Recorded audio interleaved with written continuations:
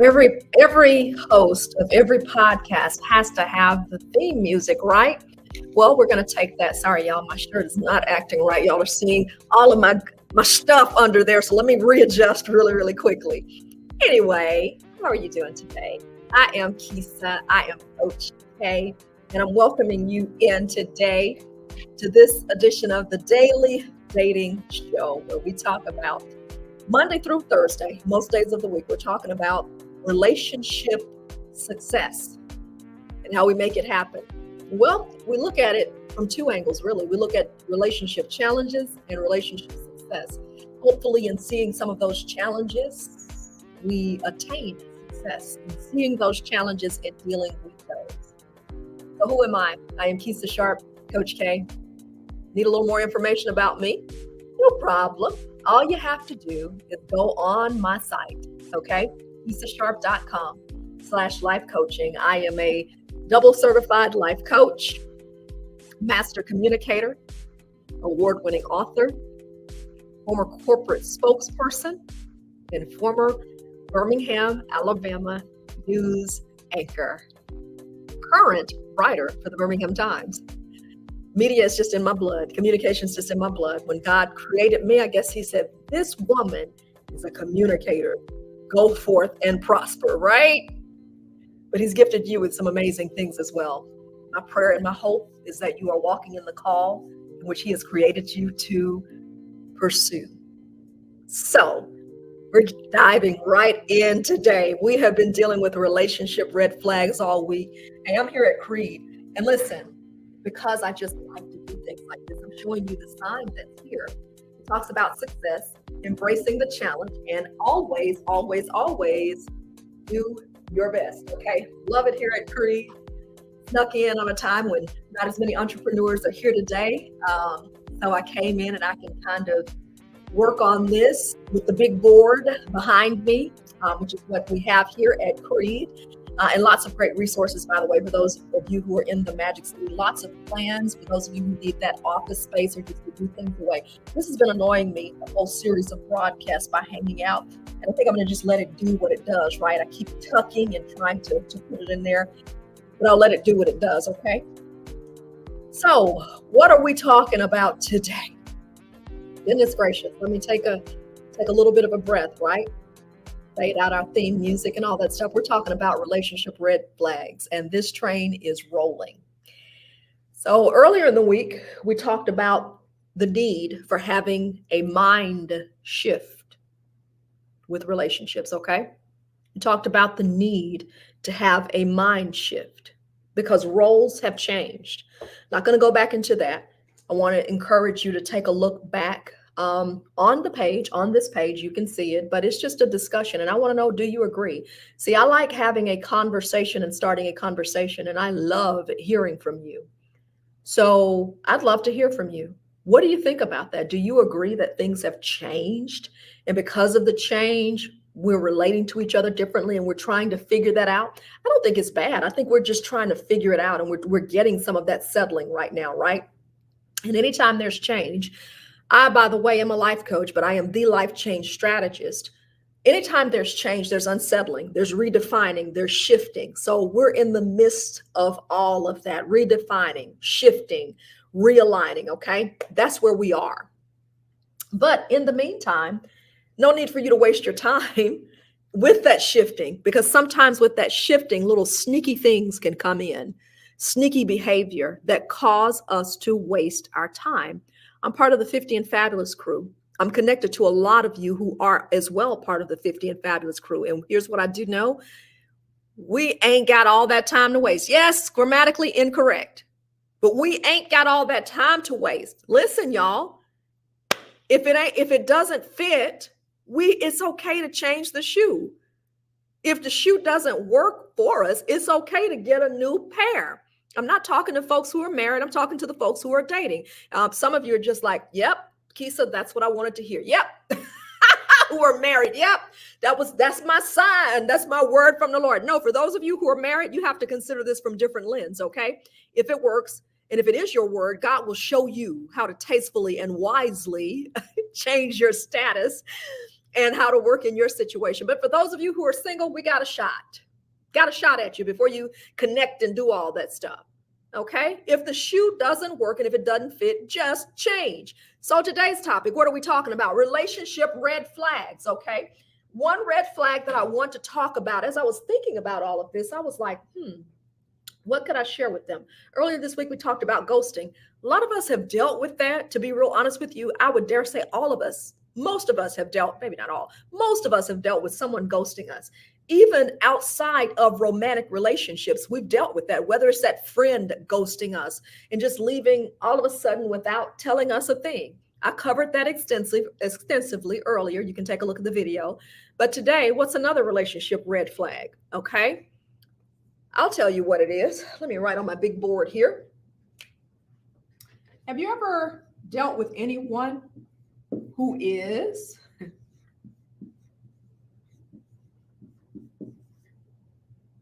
desperate? You ever dealt with a man or a woman who's desperate? Yeah. If you haven't dealt with them, you certainly know the profile. My personal story on it, and I use my personal stories a lot, y'all, because I don't, I'm a coach, so there's a confidentiality clause that I take very seriously with my clients. But I just remember, and this has not happened often, but I certainly remember this, like, desperate people have certain telltale signs about them. It's just determined it's going to hang out. So I'm going to let it hang. I'm going to let it hang. Desperate people have certain markers. I remember back in the day, I just got this sense about a guy. I was coming to speak to a school, and there was this guy there. I could tell he kind of liked me. He invited me to come speak, but there was something so weird and some overwhelming about his behavior. And I credit the Spirit of God. I credit spirituality because I was really too young to fully understand what it was. But something about his behavior, our paths crossed professionally several times, but something about his behavior was off to me. It didn't seem like it would be the makings or the start of anything that was healthy. His actions seemed desperate to me. It had an air of desperation there, okay? Another instance, even being related to one person, even that I know to this day, I'm very careful about how I relate to him and how much I deal with him because he gives me desperate vibes, okay? Always complimenting me, over complimenting me. You don't ever see him dating anyone, but you just understood, gosh, if I were to have any dealings with this person, it could be a bit overwhelming. They could be a bit overwhelming. So therefore, just made the choice that I wasn't going to deal with them, right? So when I talk about this, rather than, that's my example, a couple of examples I have, but what is desperation in love? What does it mean in a relationship? I'm real big on getting some information to support the things that I say, but desperation can mean a variety of things as we take a look at the screen here, okay? And these are telltale signs as you go out, because I know that a number of you want a relationship. I know a number of you are having challenges in that relationship arena. So whether you have dealt with someone who's desperate or whether you yourself are showing desperate behavior, is something we've got to get a handle on, because I'll be real honest with you from the perspective of, and even having seen some of my friends deal with people who are desperate. It's not just, I don't just have personal examples. Remember, I'm a coach, so I have examples to support a lot of relationship flaws and a lot of relationship issues, okay? But even seeing some of my friends go through this, it's very unattractive. And you want to talk about something that turns someone off really, really quickly? Act desperate. It turns people off really quickly. So whether you're checking yourself or whether you are dealing with someone who has the signs of it, your discernment may be telling you, your gut, your intuition, ladies, even your gut guys may be telling you something's a little off with her, okay? Something's a little off with him. They make dating a priority. Who are those who are desperate? They're making dating their top priority. You're going to be everything to them. I think about Toni Braxton's song, "You mean the world to me. You are my everything." The only, and I could sing it out and out and out, but it's those lyrics sound great. They sound great, but then you think about it, you mean the world to me. So you're making this person your world. Oh, I think not at 52. Listen at what the screen says. It can be dangerous because it can mean being too depleted to fully show up for a partner. Especially for those of you who are in the 50 and Fabulous crew, we're older now. We've got enough connections. We've got enough of life as life continues to life between our jobs, between our children, between our families. We don't have to make any one person the center of our world. Sure, you want to make a person, when you find your person, they will be your priority. But listen what that closely describes. I'm talking dating. When you're dating, you don't know people, you're just getting to know people. They can't be your priority because you don't know them yet. I'm not yelling, just being strong. You don't know them yet. Being anxious to be with someone. How does that show up? Oh my goodness, I'm waiting for their phone call. Is that them texting? Oh, I've got to try to go see them. I'm sitting around, I'm waiting for any sort of contact. And any contact I get from them, I'm reading into it. Oh, well, does it mean this? Oh my goodness, could they like me? Oh my goodness. No, some people are just friendly. Some people are just friendly. So is it due to your childhood attachment or lack of what you received in childhood that any sort of attention from someone means, oh, they like me, they want me? No, it may not be them, could be you. Dependency on others. When someone is dependent on others, they become hypersensitive to opinion and desperate to please. Ladies, have you ever been in that type of relationship? You're desperate to please this gentleman. Okay, his opinion means everything. And guys can be acutely aware of this, and in some cases, take full advantage of it. Talking about being desperate in relationship and in relationship. So that's the sign, and it's a red flag. No one person can be everything to you. No one person can be everything to me. When you get in a relationship, the relationship should be almost like, if I could describe it accurately, almost like the frosting on the cake, okay? Almost like frosting on the cake. A really good cake doesn't need frosting, but it sure makes it taste sweeter, okay? A really good cake doesn't need frosting. And let me be very specific, okay? Because Kisa grew up with grandma in the kitchen whipping up pound cakes. So a really good pound cake, it doesn't need any icing. But my goodness, when you drizzle it with that lemon frosting, that confectioner sugar and lemon glaze, or that confectioner sugar and that vanilla glaze, ooh, it makes it that much sweeter. You don't need it though. Hence, be careful of those who are desperate because they give the impression that there is a need there. So let's talk now. If you're dealing with someone who's desperate, how do you counteract that? Well, first of all, dealing with desperation is, I think you confront it. One of the first things that you need to do when you see it, you need to call it out. Hey, listen, I'm all about that right now, y'all. I'm all about it. Hey, listen, I'm noticing some things. Hey, listen, can we talk? Can we just need to mention something to you? And let me just say this while this came up, this just came up. When you're having that conversation, when you're saying that, be very careful in how you do that and how you approach that. Because in some cases, people who have desperation issues, there's other underlying concerning behavior. So especially if you're dating someone, and by the way, if you're dating someone, you need to date them regularly. You need to date them regularly before you and have seen them several times before they're in your personal space. Ladies, all this on the second date he came to my house, first date he came to my house, my opinion, not good. You need to get to know people in this day and age, okay? Social media, especially we're meeting over chat rooms and on Facebook for dating and eHarmony. No, you need to get to know people and you need to sit out in public and you need to monitor them. And then you need to ask the Spirit of God, what is this person? How are they? Are they safe? How do they handle things? How do they treat me? You need to be watching. And then that person, that being on the inside of you, which is your spirit, which is where God resides, I believe. And I believe he gives it to all of us, whether we are confessing to be his children or not. Some people just say, well, I just had this sixth sense. Okay, I'm thinking Holy Spirit. Those of us who are in Bibledom and in the kingdom, we understand that is the Holy Spirit registering with your spirit. If something's a little bit off, you can know that. You can see that. Give it time. Just drop that in just for you. They don't need to be over your house sofa sitting, ladies, in the first, second, or third time you're talking to them. That needs to come down the line.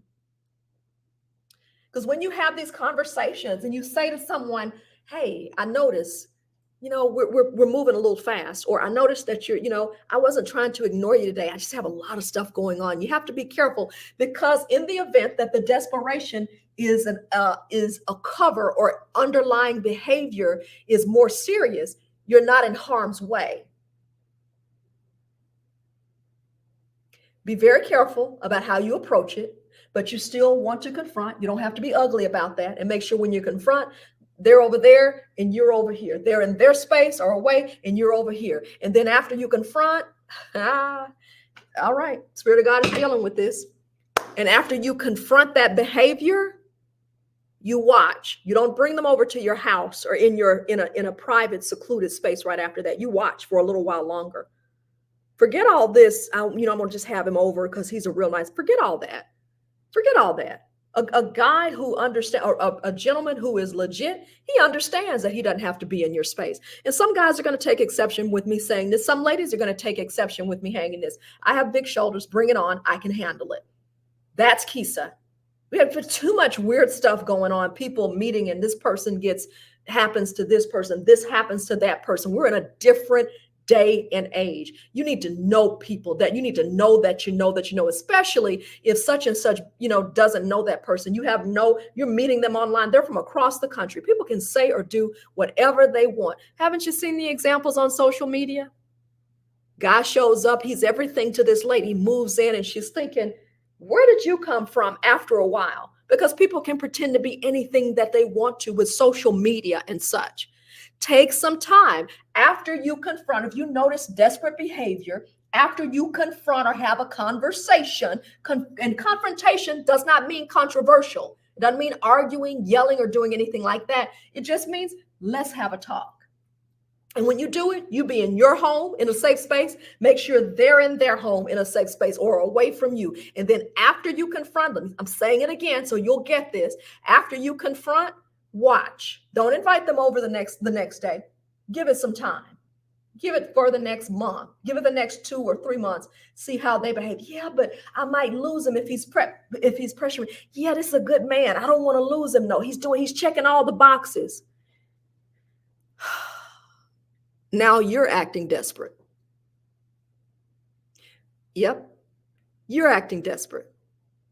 Because if he wants you,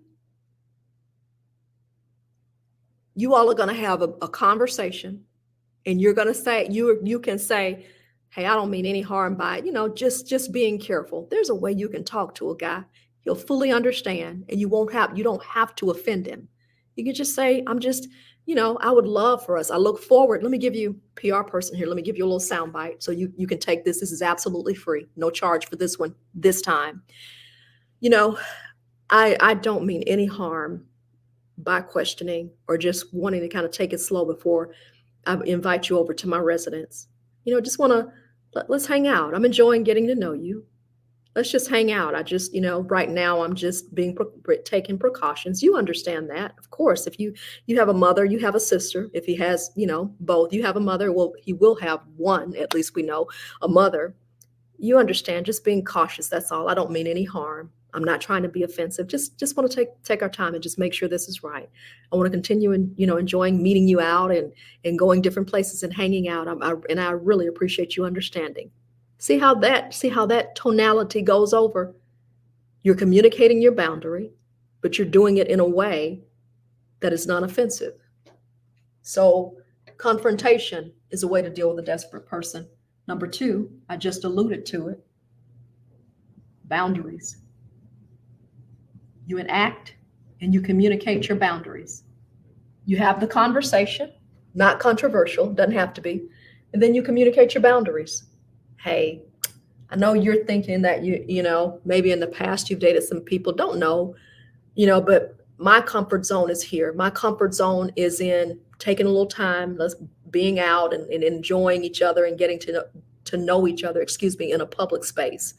So, later on, as things progress, don't have a problem inviting you over. But right now, I'd love for us to just keep it in a public space. Let's go out, let's eat, let's enjoy life, let's have fun. Let's enjoy. We'll have plenty of time to sofa sit. You see how that tonality? So you've basically told him, I'm just using this example, guys, don't be offended. You basically told him, I don't really want to sofa sit with you. I'm not comfortable with that. But you've done it in a way that's so masterful and so classy.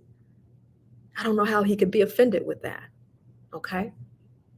So when you notice desperate behavior, someone prioritizing you too much, someone focusing on you too much, even at the exclusion of other things, someone focusing on the relationship and always being available too much, these are the ways that you deal with it. You confront, you reestablish your boundaries, and then thirdly, here's what you do.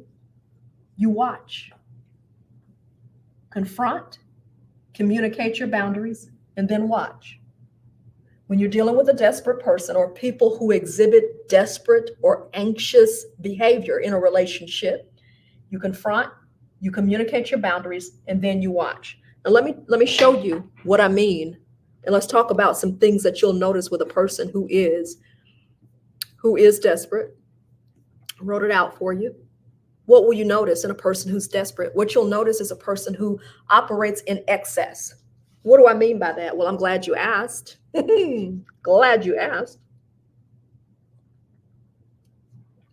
Take a little sip of my coffee. Excess compliments. Excess in buying you gifts, trying to win favor with you. You're out on a first date and they've bought you, who knows, what's something that just would be excessive on a first date? They're bringing you a necklace on the first date. I appreciate it, but you don't know me. Why are you buying me a necklace? Why are you buying me a charm? Someone who wants to take you out of the country on a second date within a month of knowing you. Oh, let's go travel. Let's go out of the country. Let's go do this. Let's go whatever. Too much, too soon. That's excess. Someone who compliments you 5 and 6 times that you can't get through the conversation without over complimenting you. Now compliments are nice, but we're talking excess. And a person who's desperate, there's excess there. And if you're not careful, if you've been waiting a long time to go on a date, if you're not careful, if you haven't had a relationship in a while, all of this will feed into disarming you really, really quickly. It can go along the line of that love bombing, which is a tool a narcissist will use, love bombing you, complimenting you heavily at first, and they'll do it to disarm you and to get your guard down, and then by the time you see the real person, your emotions have gotten involved. You're weaker because your boundaries have been lowered. They compliment you. They're giving you things really quickly, taking you out of town, dinner, 3 nights a week for the first month. All of that, if that's a love language of yours, or if that's something that you like, it will disarm you and what that means, it will disarm you. You'll get relaxed. And then when that true person emerges, or when that other side of that person emerges later, because we never know a person in a month. We don't know people in 3 weeks. I don't care what you say. Even for those who've been married and were successful, Lord, God bless. Even those who said I'm married and we got married after 3 weeks. Okay, God bless. Perhaps that did happen. God bless. God had mercy. But we don't really know them. There was just some grace there. Okay. There's some mercy there because we don't know people in that short time. So a person who's desperate, they're going to focus on excess, doing too much, too much. And if you're desperate, if it's feeling an insecurity or a void within you, you'll feed right into it. And all the time it's knocking your guard down. So when unfavorable, suspicious, or negative behavior, or even dangerous behavior, so if that emerges later, you're less likely to deal with it. Because why? You've been love bombed, you've been given all these things up front, and they're just like the best person ever. So even people who are telling you it's too much, it's too much, you don't want to hear them. It sounds like an indictment. You're angry with them because they're saying, be careful, because through their excess compliments, their excess gifts, and their excess time, even time, spending too much time with you at first. They want all your time on a Saturday. They're hanging out with you 4 days a week, 5 days a week. Sometimes things are a little bit too much when you have your life. Okay. What's another item to look out for someone who is talking about relationship red flags? Desperation, a lack of accountability. A person who's desperate, they're not going to have anybody around them that they're going to look out for. On a day-to-day basis, they're not going to hang with anybody. They're going to hang with themselves, and with me, myself, and I, the team of I, the team of me. Because see, other people would have the opportunity to speak in their life and say, hey man, hey young lady, you're doing too much now. You're doing too much. You're moving too fast. See, that's what an accountability system will do. People will hold you accountable. Hey, you're doing too much. Hey, I don't like you doing that, or I don't like, you're moving too fast, man. Young lady, you're moving too fast. You're doing too much. An accountability system will tell you that. If they don't have an accountability system, watch out, because the accountability system will challenge them. The person, and when I say accountability system, I mean people that they have in place who will challenge them, who will confront them, and who will encourage them. Someone that they regularly talk to outside of you, who can encourage them or give them some sound advice. Okay, that's going to be present with a person who's desperate. It could be present. Another thing that could be present with a person who's desperate is a hyper focus on you. Yes, I know that we all want that. Yes, it's great in the beginning. But when life starts lifing and we're moving forward and you have things to do, they have things to do. When life starts lifing, things start happening. And you start saying, now, wait a minute now, I have to go to work. Now, wait a minute now, I have my friends. Wait a minute now, I want to spend time with my family. Wait a minute now, we just had a date last night for this weekend. Can I go spend time with my mom? Me and my mom normally get together on the weekend. Me and my sister, me and my girls normally go hang out. You and I have been hanging out for the past 3 weekends. I want to spend some time with my girls. You and I have traveled for the past 6 months. Now I want to go on a girls' trip.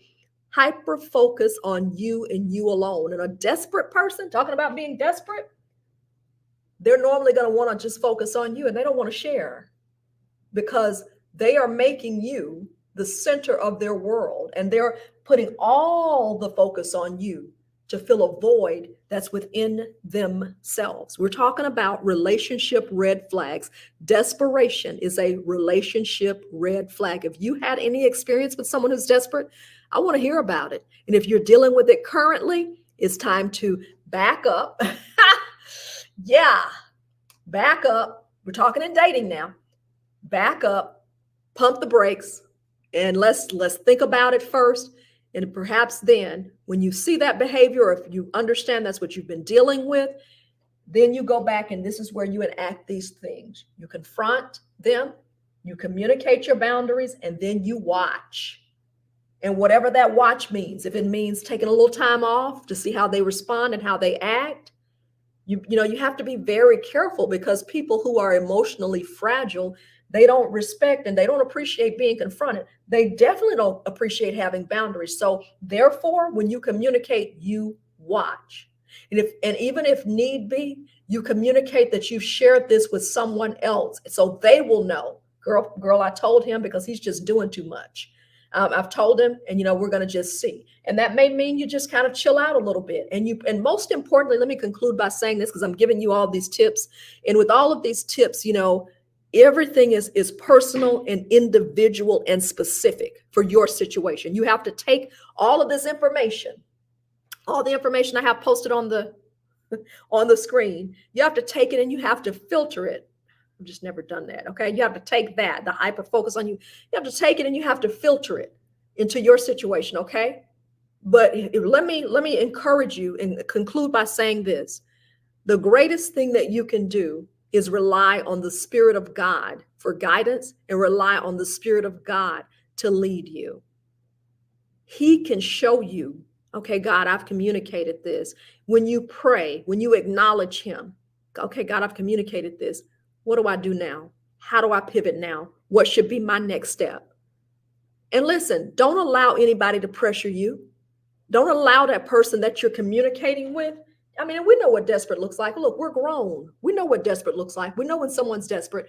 Once you've communicated and said, I'm uncomfortable, I would like for you to do whatever, you don't owe anybody anything. This is your life. Sometimes we've got to be firm enough to stand on our square, even if it means standing alone. Well, he may leave me. He's threatening to leave me. Let him go. He's got some other people to talk to. Let him go talk to those other people. Because when people have relationship flaws, you're not losing anything. When they have these red flags, you're not losing. You're not losing. You are stepping over and you're preparing the way for the person who knows how to properly love you, who knows how to give you your boundaries willingly, who's going to build and be healthy. You're going to be in a healthy and happy relationship with someone who's going to compromise. Don't be afraid. That's the other side of that too. I don't want to do that. I might lose him. If you lose them, they're not for you. Now, it's all in how you do it. You don't have to get crazy and fight and fuss and cuss and all that kind of stuff. I'm not saying that. There's a manner in which you do it. But I'm just saying if they are to be lost because you're communicating your comfort level, to the left. Let them go. We don't have time for that in 2024. Let them go. And trust God to continue to help you date. Have the confidence in God to help you date and to understand you are fabulous. You are worthy of a great relationship, and you do not have to tolerate any sort of junk from anyone. Talking about relationship red flags, everybody. I'm Keisha. I'm Coach K. Listen, I'm going to get out of here. And remember, if you need to talk to me, KeishaSharp.com/life coaching. You can schedule a complimentary coaching session. We're back with our final installment tomorrow, 6 p.m. Central Standard Time. Appreciate you for being here, okay? Be safe out there. We'll talk to you later.